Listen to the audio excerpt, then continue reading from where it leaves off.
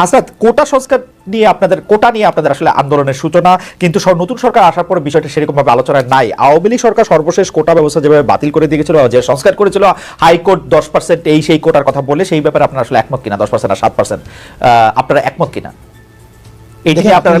মানে কোটার সর্বশেষ আমরা রিপোর্টার্স ইউনিটিতে একটা প্রেস কনফারেন্স করেছিলাম, আমি নাহিদ এবং সার্জিস হসপিটাল থেকে এসে।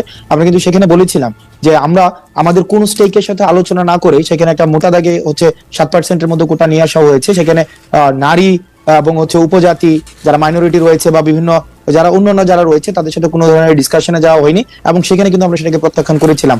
এখন সর্বশেষ যেটা কোটা পরিস্থিতি রয়েছে, কোটা সর্বশেষ যে পরিস্থিতি সেটা সম্পর্কে আমি সেটা সম্পর্কে আপডেটেড না।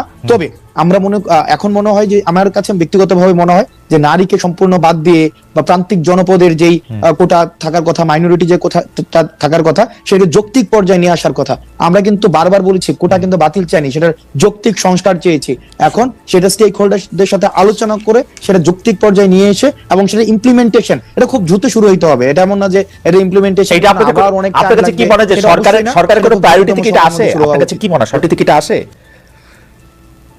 সরকারের টু ডু লিস্টের মধ্যে সেটা এখন বর্তমানে আছে কিনা, আমি যেহেতু সরকারের অংশ না, আপনাদের কোনো চাপ নাই সরকারের উপরে? তাহলে আপনারা যারা কোটা সংস্কার আন্দোলন শুরু করছিলেন, না এখনো পর্যন্ত যেহেতু ওই মাত্রায় কোনো চাকরি নতুন করে সেটা নিয়োগ প্রক্রিয়া শুরু হয়নি বা সম্পূর্ণ হয়নি নতুন সার্কুলারে কোটা দিয়ে, সেজন্য এই বিষয়টা এখনো পর্যন্ত আলোচনায় আসেনি। মানে কোটা আন্দোলন নিয়ে আপনারা এখন আসলে কোনো আন্দোলন করতেছেন না? এখন না, কোটা আন্দোলন নিয়ে না, যে কোটা আন্দোলন নিয়ে না, বিষয়টা কোটা নিয়ে আপনাদের কোনো ভাবনা নাই? আমাদের যে এই মুহূর্তে আপনাদের কোনো ভাবনা নাই অনুযায়ী এখনো পর্যন্ত কোনো নতুন সার্কুলার আসেনি, কোনো চাকরির নতুন কোটা নিয়ে আপনাদের কোনো ভাবনা নাই? মানে আমি প্রশ্নের আলোকে হাসান, আমি কোটা নিয়ে আপনার কোনো এখন আপাতত কোনো ভাবনা নাই? সরকার প্রায়োরিটি বা টু ডু লিস্টে আছে কিনা সেটা আপনি জানেন নাই তো?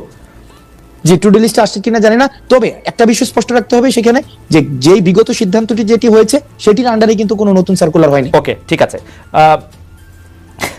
Fair enough. আমি আপনার কাছে এই প্রশ্নটি করতে চাই যে অন্তর্বর্তী সরকারকে শুরু থেকেই সহযোগিতা করে আসছিল জিএম কাদেরের জাতীয় পার্টি, কিন্তু এখানে এসে জাতীয় পার্টিকে আপনারা মাইনাস করতে চাচ্ছেন।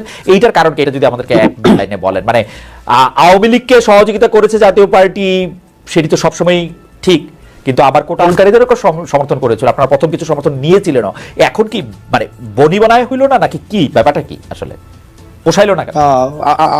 আপনার বক্তব্যের দুইটা অংশ, একটা হচ্ছে যে আওয়ামী লীগ আমাদের কোটা আন্দোলনে সহায়তা করেছিল। দেখেন, আওয়ামী লীগকে সহায়তা করেছিল এই অংশটুকুই যথেষ্ট। আর জিএম কাদের বা জাতীয় পার্টির সাথে আমাদের বনিবনার এখনো কোনো প্রশ্নই আসে না। আমাদের এখনো পর্যন্ত ওই উপলক্ষই তৈরি হয় নাই যে তাদের সাথে আমাদের বনিবনায় যেতে হবে।